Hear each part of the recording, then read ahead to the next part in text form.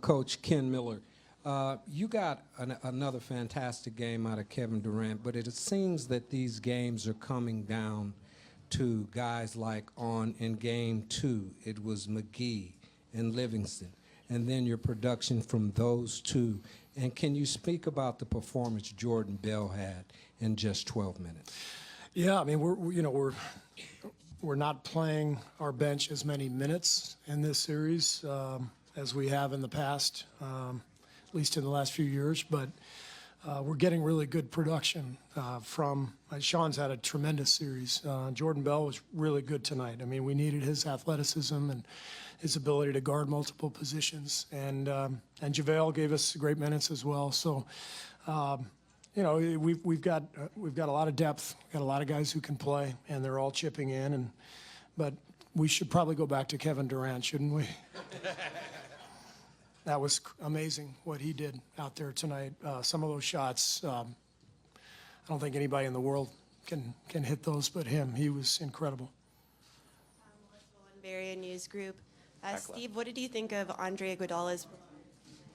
Andre was really good. He gave us much needed minutes. You know, I didn't expect to play him 22 minutes. One thing with Andre is that he's not like most players in terms of needing rhythm and needing minutes to get his conditioning back. He just never gets tired. Even when he's been out 2.5 weeks and hasn't really been running much at all, he's still able to play through all that. And you know, he's a plus 14, typical Andre line. You might look at it and go, yeah, he had 8 points and whatever. But, you know, he gives us another guy to guard LeBron, and he gives us another guy to settle us down and, you know, keep us on the right path. And Steve, can you just talk about what exactly happened when you went back to the locker room right before the first half and how he's doing? Oh, how Andre was doing? I think he banged his other leg. So I don't think it was the knee that had been injured. That was the word I got. Second row on the left. Coach Kerr, Ron Potesta of the Sports Animal 1390 in Youngstown, piggybacking on Kevin Durant's unbelievable performance. Given the fact Steph Curry was 3 of 16 from the floor, 1 of 10 from three-point range, just how important was Durant's night given those numbers from Steph Curry? Well, this is, you know, the beauty of this team and the luxury that we have of having, you know, multiple big-time scorers. You know, there's going to be nights like this for all of them. You know, Steph was 3 for 16, 1 for 10, but as usual, he hit a big one. He always finds a way to make big plays even on his toughest nights. But, you know, we got a lot of guys who can score and fill it up, and they lift each other up if one of them's having a tough night. And yeah, it's pretty nice luxury as a coach, that's for sure. Tim on the left side standing. Tim Kawakami, the athletics team over here. At some point, did you just switch and just say, Kevin, we're going to initiate everything with you, and maybe Steph get in the corner there and let's see what Kevin can do here? Yeah, I mean, you know, we're obviously running a lot of screen and rolls, and Steph was not making his shot, but Kevin got it rolling. So, you know, we just flipped it around and we had Steph set a couple screens for him. But, you know, we basically just tried to initiate with Kevin. And, you know, he made so many great, difficult shots, but he also had 7 assists and he's moving the ball.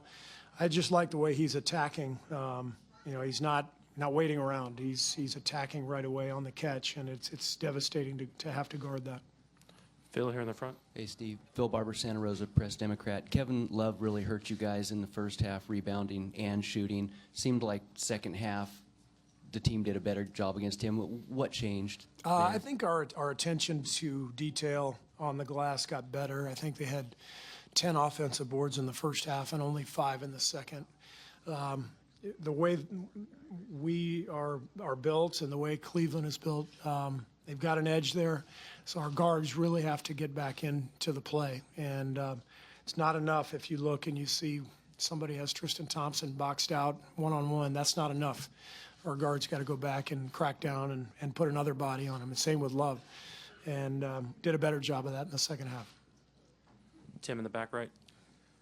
Tim Reynolds with the Associated Press. Steve, to kind of keep going on the first half for a second, given the way that Steph and Clay had shot, I know KD hit the big three late in the half, but how fortunate did you feel going in only down, I think, 6, what it was? Yeah, we felt very fortunate to only be down 6. I think we were down 12 early in the game, and they were getting every rebound, and we couldn't make a shot. So, you know, Kevin was the story in the first half, just keeping us in the game, and then he was the story in the second half as well, closing it out.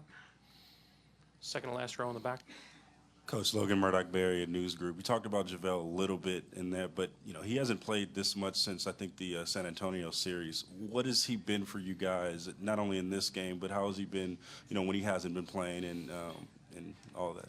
No, he's been great, just like the rest of the guys. I mean, we've got a team full of guys who understand that sometimes their number will be called, sometimes it won't. You know, Zaza's been tremendous throughout the postseason in terms of being a leader and keeping guys on edge, keeping them motivated. And JaVale's been in and out of the lineup. You know, he started against the Spurs the whole series in the first round and didn't play much the next 2. But he stayed ready, and he got his work in with the rest of the guys during those weeks, kept his conditioning up, and he's giving us a huge lift now. Anthony in the back.